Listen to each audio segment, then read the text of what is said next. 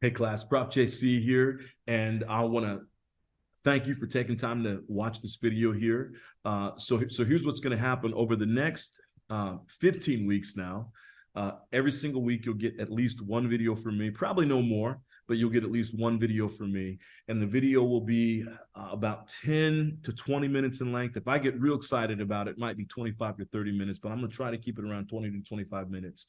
And in the video, somewhere in the video, whether it's at the end or in the middle, I'll offer some questions for you to answer. And all you have to do is write out an answer. You don't have to respond to anybody. Your responses are for me only. These videos, and I know we're talking about leading with service. These videos are my way to talk about things that are really important to you. So when you're thinking about personal development, that's what a lot of these videos surround. This idea of personal development. Now, here's the deal. Most of these videos will take place in my office, but I happen to be on vacation this weekend. It's Mother's Day weekend, and I happen to be vacation. So we brought the whole family to Palm Springs, and you came with me. And so if there's any commotion that happens in the background, it's my apologies. But this is just how it is. I gotta get these videos done. I want to get these videos done, but I might have a little bit of commotion happening around me. I don't think it's going to happen this week, but these videos will be available through YouTube. But I'm also going to try to make, no, I'm not going to try, I'm going to make, I just don't know if it's going to happen for this video, but moving forward, you'll have a podcast version of this as well. So you can watch the video if you want to in Canvas. You just click on there, or you can pull up the link if you want to on your phone, if you want to do that, or you can pull up the podcast link and go straight to, it'll be on Apple Podcasts, Google Podcasts, Spotify, all that kind of stuff. You can pull that up and you can listen and take me wherever you're going, right? Especially on some of the longer podcasts, if it's 20, 25 minutes, whatever. If you had a drive to work or you want to get ready in the morning, whatever it is, feel free to take me with you. And when you get a chance, come back and answer the questions. So here we go. Every week we won't have that long introduction, but let me share my screen with you, and I want to talk today.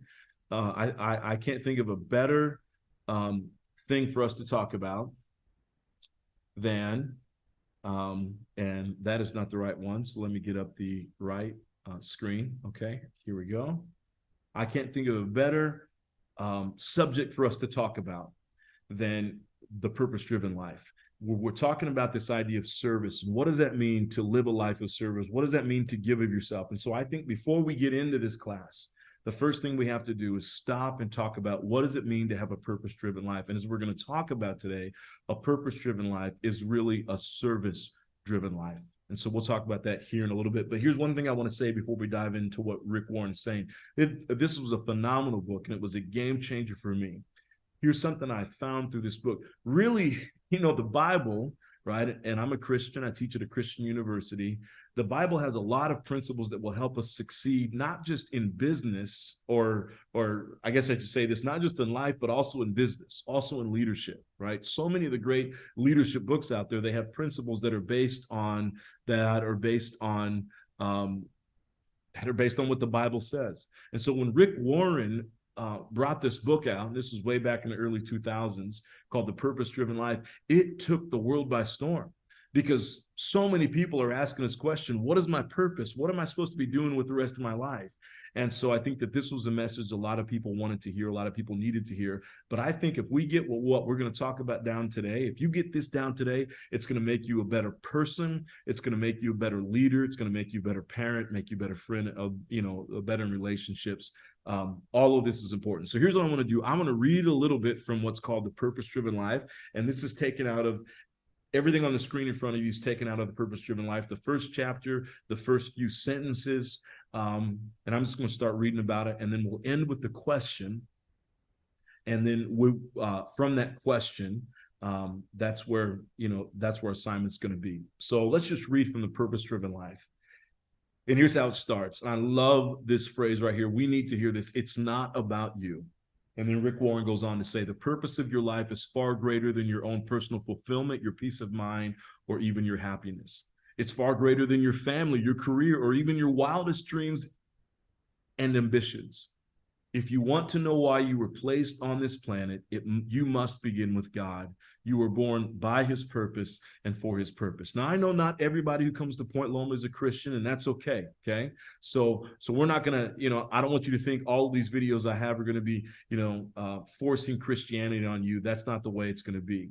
But here's what I want you to know. When it says that last sentence right there, you were born by his purpose and for his purpose, here's the most important thing that you have to understand is that your life and the purpose you have, it can't be about you. It's got to be about something bigger than you. So what this book is saying is it's saying that it's for him, right? It's for his purpose, and it's you were born by his purpose, for his purpose. So your purpose is for him. It's for your creator, God. But if you say, hey, JC, I'm not a Christian, I don't necessarily have these same beliefs, that's okay. But here's what I want you to understand. These same principles still apply to you. It means that you were born for a purpose, and the purpose is far greater than who you are. It's not just about you making money. It's not just about you, doing all these fun things or having all these fun experiences. You were born with a purpose, and it's greater than what you can imagine, and it's greater than just you. So Rick Warren goes on to say, the search for the purpose of life has puzzled people for thousands of years, and it really has. That's because we typically begin at the wrong starting point. We begin with ourselves. We ask self-centered questions like, what do I want to be? What should I do with my life? What are my goals, my ambitions, my dreams for my future? But here's what Rick Warren has to say. Focusing on ourselves will never reveal our life's purpose. The Bible says it is God who directs the lives of his creatures. Everyone's life is in his power. So again, if you're the kind of person that says, hey, I am a Christian, great. So you'll probably own this, you'll take this. But if you're a person that says, I'm not a Christian, I'm not even faith-based, and we've got a lot of students who come to Point Loma, especially in our master's programs, who don't necessarily have a Christian faith, that's okay. But again, here's what you need to understand. If you're trying to figure out your purpose and you're just focusing on yourself, okay, that's where that's where you're going to run into all kinds of problems. And let me tell you this, I'm old enough to know this. Every single time you put yourself first and it's 100% about you. And I'm not saying don't put yourself out there, right? Don't put yourself first. You've got to think about yourself, right? That's really important. But if you're only thinking about yourself, if that's the most important thing that you're thinking about in life, I promise you this, there's always going to be pain on the other side of the choices that you make, because it's only and always about you. So that focus has to be bigger than what's just in front of you, okay? So then Rick Warren goes on to say this, contrary to what many popular books, movies, and seminars tell you, you won't discover your life's meaning by looking within yourself, okay? Now, I might disagree with that and say you've got to look within yourself a little bit to figure out what your talents and gifts are, but I think what Rick Warren is trying to say, and he's exactly right, it can't all be about yourself, right? He says, you probably tried that already. You didn't create yourself. So here's the deal. There's no way that you can tell yourself what you were created for. If I handed you an invention you'd never seen before, you wouldn't know its purpose. And the invention itself wouldn't be able to tell you either. Only the creator or the owner's manual could reveal its purpose, right? So if you go buy a car, I buy a car, that car can't come alive and tell me, here's what my purpose is. That's not what the car can do. I've got to read the owner's manual, right? And that's the same thing for all of us. So basically what this point is trying to say, that you won't be able to discover your purpose by just looking at yourself, right? You've got to look at the creator. Again, if you're not faith-based, you've got to look outside yourself. You've got to look at the talents that you've been given. You've got to ask other people who know you well. Rick Warren goes on to write this. He says, I once got lost in the mountains. And when I stopped to ask for directions to the campsite, I was told, you can't get there from here. You must start from the other side of the mountain. In the same way, Rick Warren says, you cannot arrive at your life's purpose by starting with the focus on yourself. You must begin with God, your creator. Again, if you're not faith-based, just understand this. You have to begin outside of yourself, right? You've got to look at the world around you, look at the problems that are going on, and look at what's happening. And you've got to be able to say, from outside in, here's what I was created to do. You exist only because God wills that you exist. You were made by God and for God. And until you understand that, life will never make sense. It is only in God that we discover our origin, our identity, our meaning, our purpose, our significance, and our destiny. Every other path leads to a dead end, okay? So here's what I want to say, and here's why I think that this is really important for us to talk about. Purpose cannot be found within. It can only be found outside of yourself. If you're faith-based, if you're a Christian like I am, right? Or if you come from other faith backgrounds, okay? There are great ways to look at that, right? If you come from a Jewish background or a Muslim background, whatever it is, there are still ways outside of yourself to figure out what your purpose is. The most important thing is we have to understand is when we're looking at our life, and all of us who are trying to become leaders, all of us who are trying to go back in the industry and lead extremely well, if we're looking at exactly where we're going in life and we're looking at our purpose, we just got to understand it can't be found within myself. It has to be found outside of that. Most importantly, your purpose must be outward focused. And I think that's the most important thing that we're talking about here when we're talking about this idea of leading with service. Okay, a life of service means that my purpose is found outside of myself and my purpose is outward focused. That means that if I'm going to do what I'm going to do in life, if I'm going to be the person I want to be in life, right, I've got to start out there with the problem first and say, what's the problem I'm trying to solve? Right. So for me on a personal level, as a professor, I used to be in ministry a long time ago, and I really loved that. And that was it was actually a great career. I had a lot of success with that, but I knew it wasn't what I was supposed to be doing. And so I went to this whole process myself. I just went out and tried to figure out, how do you know what your purpose is? And so I read, books like this by Rick Warren. I read about a very successful people out there and tried to figure out how they figured out their own purpose. And I came with my own plan, and we'll probably talk about that in class at some time. And then I took an executive assessment, and all of that said, hey, JC, you need to be a leadership professor, or you need to be a professor. I didn't know it'd be a leadership professor. I get very excited when I think about that, but you need to be a professor, and you need to consult out there in industry, because here's the deal. After all that research, I realized what really lights my fire, what gets me most excited, what really angers me, I think, the most, right? And I think that's part of how we find our purpose, is we figure out what angers us the most. What problem do we want to solve, right? Well, what problem bothers us the most? I can't stand piss poor leaders, okay? Pardon my French in saying that. I spent 4 years in the military, right? So that's lightweight right there, right? But I can't stand poor leaders. And here's the reality. There are so many poor leaders out there in industry, out there in the marketplace. I've met some of them. I've worked for many of them. I understand this. And so when I think about the fact that people have to get up every single day and give 8 to 10 hours, sometimes 12 hours of their life over to their workplace, and they're working for poor to mediocre bosses, that lights my fire. That keeps me up at night. That keeps me reading. That keeps me wanting to get better. How do I create better leadership trainings? And how do I create better leadership mindsets and thoughts and all that kind of stuff? That's mine. So you have to ask yourself, what's yours? But the point is, it's got to be outward focused. So it can't be something about you. Well, my purpose in life is to get a bigger home. My purpose in life is to make more money, to become a multimillionaire, to become a billionaire, to own a big company, to become CEO, right? If that's what it's all about for you, I promise this, you will fail. Now, you might actually reach that job. I've met people who've been very ambitious and they've reached their goals, but they're still unhappy. And here's the problem. If you're not really doing it because of a mission or a cause, you're not going after whatever you're just going after it for you, you're not that good to last that long, right? If you really want to be successful long-term, it's because you have a mission. You've got something out there that you're fighting for, that you're moving for. You are service-based. You're not self-based. Service-based, not self-based, right? So it's outward focused. Your talents and gifts are found on the inside. Your purpose is found on the outside. And so I wanted to start with this as we talk about this idea, okay? And here's the whole process here. We don't have time to go through all of that. That right there is for another class. This is a 1-unit class.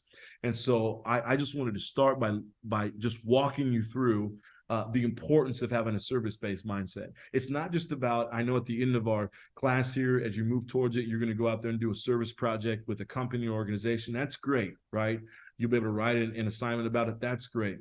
But if that's all you do, then you haven't gotten the point of this class. The point of this class is that everything you do needs to be service-based, that your life, the foundation of who you are, needs to be service-based. And here's what I know. The more service-based you become, right? And that means that your mindset is, how do I solve problems in the marketplace? How do I add value to people in the marketplace? It's not based on you, right? It's about based on adding value to other people. The more you do that, the more successful you become. The more as a leader that you step out there, okay? Now, and this is really important for you to understand. When you come to work every single day as a leader and say, I'm coming from a service-based mindset.